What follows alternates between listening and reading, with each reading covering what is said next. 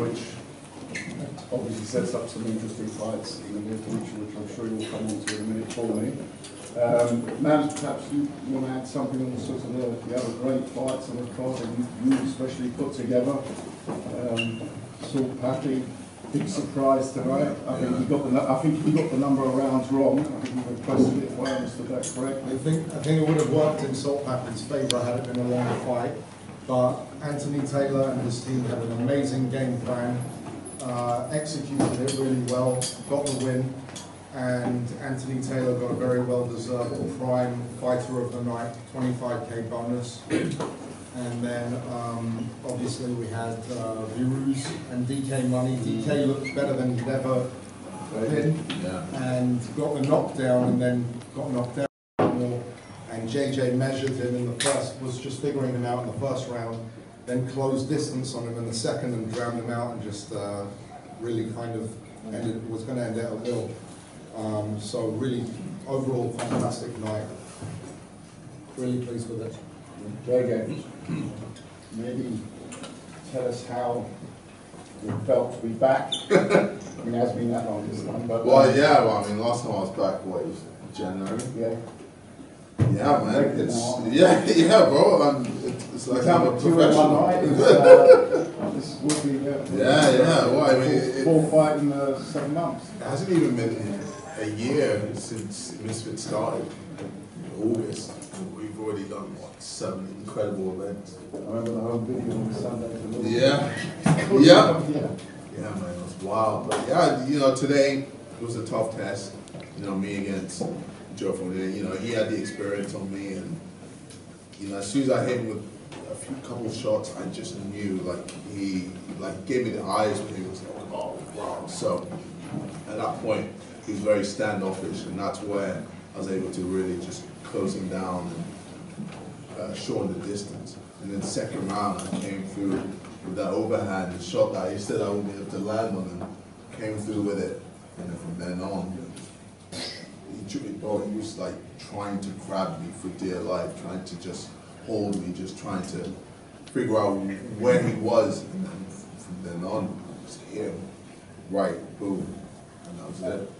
Did you obviously had some, anyone who gets in the ring, as I said before, your opponents before, obviously valiant opponents, and no disrespect to Pineda, you know, it's a different sort of a pro boxer, let's say.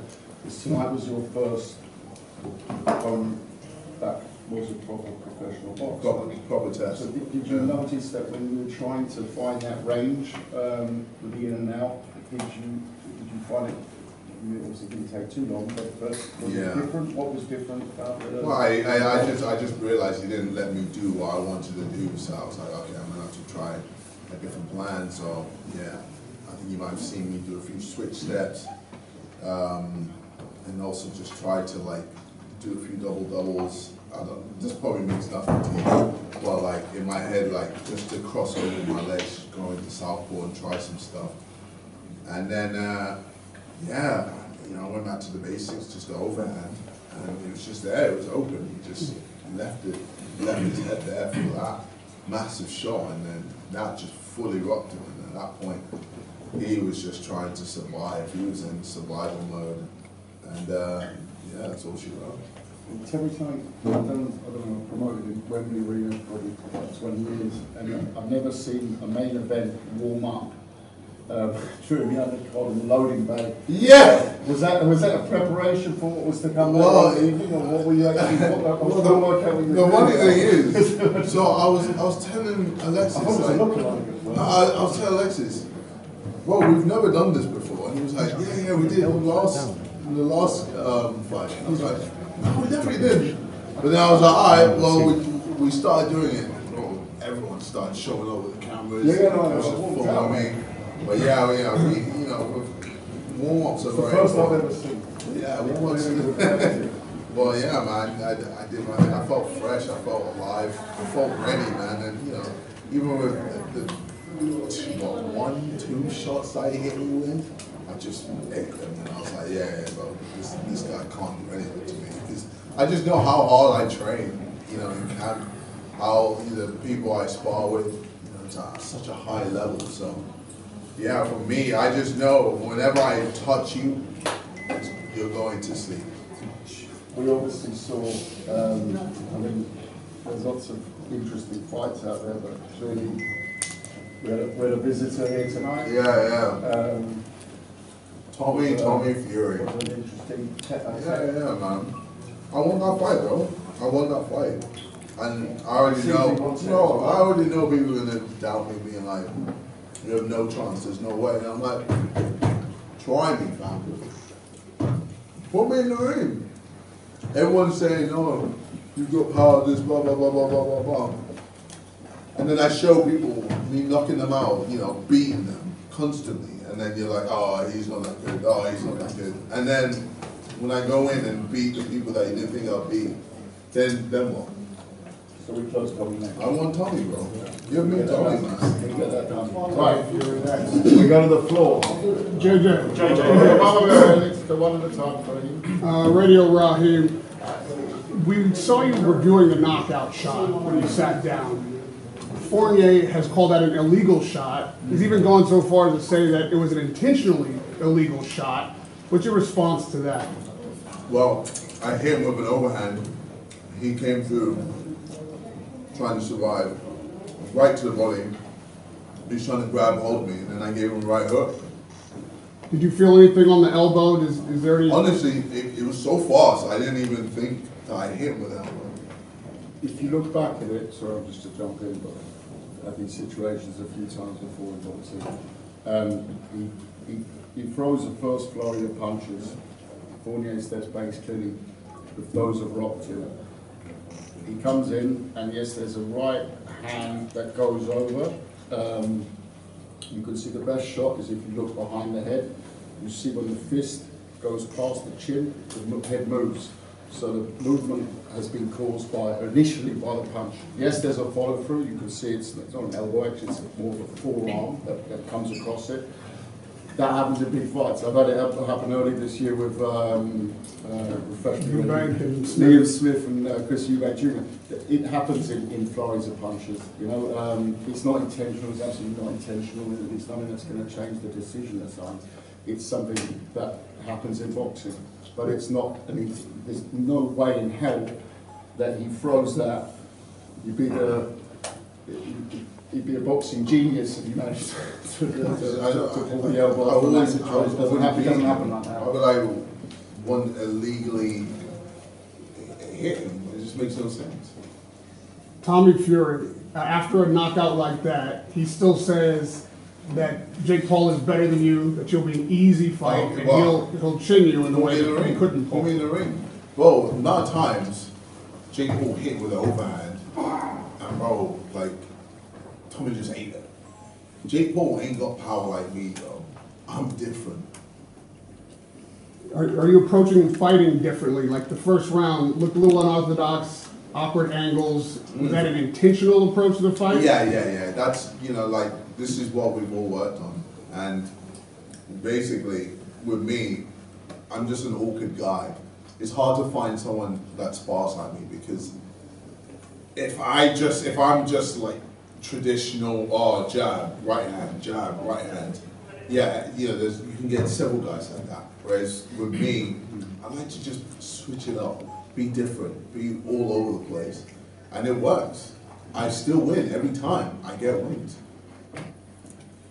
JJ, we spoke just before on the Thursday after the press conference how special it was to be on the same card again as your brother Deji. I mean, how special is it now? Oh, well, you won, but Deji won as well. Yeah. I mean, look, Deji, I always said he can be one of the best in the scene, and he just keeps smashing it, man. Like, he just looks so comfortable, and the shot selection was phenomenal. He was just, the footwork was nice. Yeah, bro, he was just catching swarms, and swarms just didn't know what to do with it. And do you feel like the more fights you have, the more pressure you've got on your shoulders, but you're a man that likes fighting under these pressure moments? For me, I love the pressure, and I bring it onto myself. Well, look how I talk online, especially. You know, people always say I'm like an anime character when I speak and all this and that, and I think I'm a villain. Bro, you know, I do it on purpose because I want all the pressure. I want people to want me to fail. And then when I keep proving them wrong, I just get to laugh in their face. And I thought it was great. And the one thing I didn't see, correct me if I'm wrong, but you said in the presser that you were going to dance on him when you won. I didn't. Yeah, I did a little dancing. I did a little, but no, I wanted to just be respectful and look. You go into the ring, and any man that gets into the ring deserves respect. And I went over to him. I said, I'm lucky, and then moved on. JJ, I'm not sure if you saw earlier on the night, but Tommy Fury and Idris Virgo got into a bit of a brawl. I didn't see this. Well, after this, have a watch of it. I don't know what brought on that, but if he got physical with you at a presser, do you see yourself retaliating a similar thing happening? What, in terms of me and Tommy? Yeah. I don't know who started it. I mean, you're going to see what happened in the ring, but... No, we're not talking, I'm talking outside the ring. Yeah, I'll slap him. Yeah, quick slap. Do you think, is there a genuine dislike from your part towards I think for me, I just, like, my hatred is towards people who think that they're better than me in this influencer boxing scene. When you sized him up face to face, eye to eye for the first time, what did you see when you looked in his eyes? Yeah, he's a big guy. It reminded me of Logan Paul, who was also a big guy. But I have no fear, man. I always take risks. My whole life it's just been risk upon risk, and I reap the rewards because of it. So, JJ, congratulations on your victory. Thank you. Looked good performance, but I have to go back to that situation of the knockdown because on social media it's popping up everywhere. There's angles of the knockdown. In my opinion, if I'm completely honest, it does look like the elbow landed before the punch. But I just wanted to say Joe Fournier did walk past. I think he wanted to say to you that you didn't win cleanly. I didn't hear it correctly. Guy, Kale, Mums as well. If Joe wants to, go to the commission and have a word with that, is there going to be anything done about that? Or? Right. Let me just quickly take that. You're a boxing reporter, or what's your background? Yes, I'm a boxing reporter. I've never seen you at a boxing press conference before. You can't, because I was promoting. So let me ask you a question. What angles you see? I can show you around. Yeah, you show me afterwards, but we've answered the question on it. I'm asking there's one angle, I'll give it to you totally right. One angle looks like a straight elbow, absolutely. But there's also the key angle, if you look at behind the head, that's the angle that you look at the commission. That's the angle where you see which part, when the head moves. If the head moves, then clearly there's impact. We agreed on that? So look at the angle from behind the head. So thank you for the question. That's more questions to Joe Fournier if he wants to put in a protest. I've heard they're going to. If they do, brilliant. That's down to the commission. But we'll just talk about the results tonight in the future, please. Our final question for me though is also you walked out with Bugsy Malone.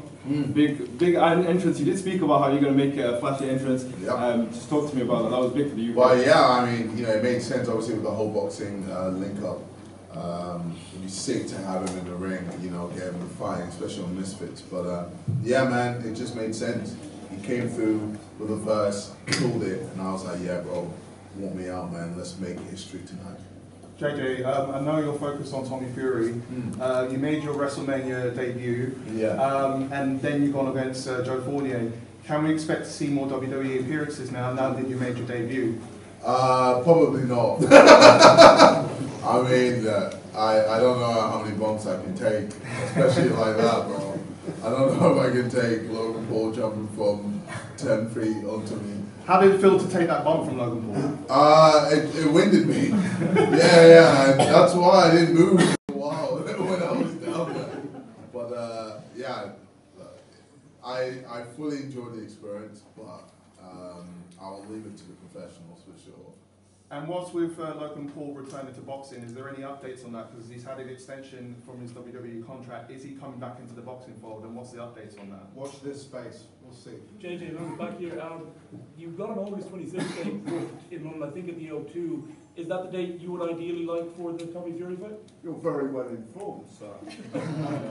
I'd like to know your contact with the O2. That's interesting. Well, no, but there's a London date announced. I'm just It's a London date, yeah. It's a London date. We've got one in September and we've got one in October. We don't actually have one in August, I don't believe. So August You're 26th, close. it's on the You're timetable. close. You're close. It would be the anniversary of 001 actually. Yeah. It would be nice, but no, there's an early September and there's one that's a little bit later.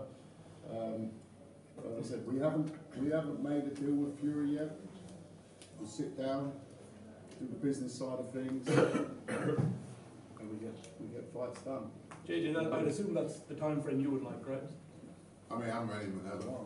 I'm ready whenever. Yeah, I just let these guys do what they need to do. Obviously, it's a lot of logistics, but And yeah. did you catch, I'm sure you didn't, but your best friend, Jake, shot a little tweet out saying I that he didn't hopes see it's a disqualification or no contest. I didn't see none. Is that with the okay? Well, I mean, I need to probably see it because I felt like I hit him with the right. Of course he's gonna. Doc Paul is gonna start talking. That's that's just his style. He likes to hate on JJ every chance he gets, especially now that he's got an L in that column. Just taking a big loss. He wants JJ. It don't hit the same anymore, man. With Jake. I think we've moved on from Duck Paul. He's ducked too hard. Go for Tommy, and then see what's next after that. Right. JJ, that's one. You're killing it with the boxing scene. You're killing it with the music. You say you never take L's. I don't know if you've seen Gideon's hairline surgery, but do you think that will be next on your to-do list? You know what? After seeing Gideon's transformation and seeing the amount of love he's been getting, it was tempting. But I think maybe after my boxing career is over, I'll consider it. But right now, I feel like it helps, shine off all the shots to the head. Yeah, I feel like opponent. With the hairline, they're able to catch my head a bit more. Yeah. It's like a force field against the hate as well. Yeah. What? It bounces off. Oh, good. JJ, Soul Poppy is probably the second most popular Misfits boxer. Obviously, he took his first loss tonight. What are your thoughts on that? You get an opportunity to speak with him. Yeah, I mean, Andy Taylor did his thing, man. The tactics were perfect with Andy Taylor. I think Soul Poppy should have asked for more rounds, man. He should have. Yeah, like the 3 rounds fucked him up. Like, it didn't help. Like, we saw Bobby, he's a patient guy, and he was working. Yeah, he was working counter. Yeah, so I didn't really understand the logic behind it. But yeah, fair play to Anthony Taylor. You think it warrants a rematch? We might see that on the next card. Yeah, you never know. I think definitely with more rounds. Definitely not 3 rounds. We'll have Poppy come back and fight. Listen, his first loss. He's a young fighter. Yeah. Anthony Taylor, for him, that opened a lot of doors as well. And I always promise the winner's going to have a lot of opportunities. And also, even the cool thing about Misfits is, look at Deji. He lost his first 3 fights, right? Now he's won 2 fights and he's done amazing and he's still getting big fights. So it's not like traditional boxing that a loss defines your career. So Soul Happy will be back bigger, better, stronger. One for Fred. Fred, just a second. I've got a question. It's interesting what Mans is saying there about how in influence boxing you can have a number of losses, like Deji for example, and bounce back. But in boxing you have 1 or 2 losses and everyone counts it out. Why do you think that is different about influence boxing? Sorry? Why do you think it's so different in influence boxing? It's just entertainment, and I feel like we have a better community in the influencer boxing scene compared to traditional boxing. I feel a bit more ruthless. I don't know about that. A bit more ruthless and dangerous. No, you know what it is? They actually give you the most shit ever. Like, they kill you online, but their memory spans are shorter. Like, they're more forgiving. Yeah. So it's like... I've looked at Klitschko. So Vladimir Klitschko lost 3 times by knockout and then went on and took a cup heavyweight champion and stay heavyweight champion undefeated for 10 years. So you learn as a pro as well. The difference is, and that was the question, straight away Jake Paul, who's got a lot of followers, fair enough. It comes out and as a FOP, it's clear that we get questions that it's an elbow. Well, if there was in boxing fight, sorry, the press Jake Paul wants to be a Hall of Famer. You wouldn't get those questions after that flurry of punches where he's clearly taking him out with the first shot, and he's rocking and rolling. He's coming with another 1-2 boom, and he's finished maybe on a forearm, which is after a punch. Sorry, that doesn't happen in normal boxing. So this space is about the love and the hate. It's about the reaction. So is that a normal reaction? Of course it is. We'll ride on it, and you know, tomorrow's another day. You know, that's what it is. The WBC was willing to offer Jake Paul a ranking if he beat Tommy Fury. If you face Tommy Fury and beat him, will you be seeking that same ranking? I'll put my call into Mauricio on Monday. Sure. I might do it tonight on the way home. It'll be up with a tequila now, so I'll give him a call. Matt's back here. KSI and Jake have always been on this one-upmanship, and now KSI seems to be on the trajectory to fight Tommy Fury. Jake Paul put a rematch clause in his fight with Tommy. Would you look to signal your intent and confidence by not putting a rematch clause against Tommy Fury if the two do meet? He didn't use the rematch clause, I didn't. He didn't use but it was there. because he knew he was going to lose. It's a valid question. He was going to lose again, and then he'd be, what is it, 5-2, 6-2, whatever it is. But at the end of the day, I don't think we need a rematch clause with anyone at this point that we're going to take on. Tommy next, no rematch clause needed. Let's run this thing. Is that a stadium fight, man? Sorry? Is that a stadium fight? We'll let you guys know when we can, and ultimately what I was saying is, look, the cool thing is, yes, JJ does have this anime larger-than-life character. Any one of you guys who spend 5 minutes away from the persona which drives him as a boxer, you can't confuse that. This is what drives JJ. When you hang out with him and have a cup of tea, I've never had a cup of tea with you, have I? We've had I'm not really. But he's a humble, chill guy, right? And at the end of the day, he knows he's got realistic expectations. He's like, I'm the best on this scene. Duck Paul says he wants to be a future champion and a Hall of Famer, and he'll be a Hall of Famer for being a duck.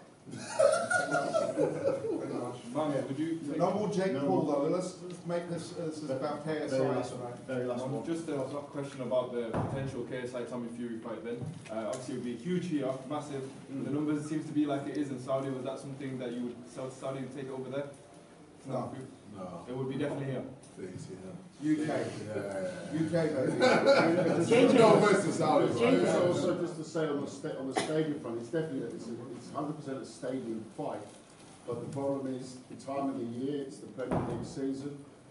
Unfortunately, my team is the only team where the stadium would be possible because they have that special pitch, but there's not a chance in hell I'm going to convince him to do it at Tottenham. So we're sort of stuck on the stadium part things. So Arsenal's home stadium hasn't managed to do that. What do you think of Tottenham?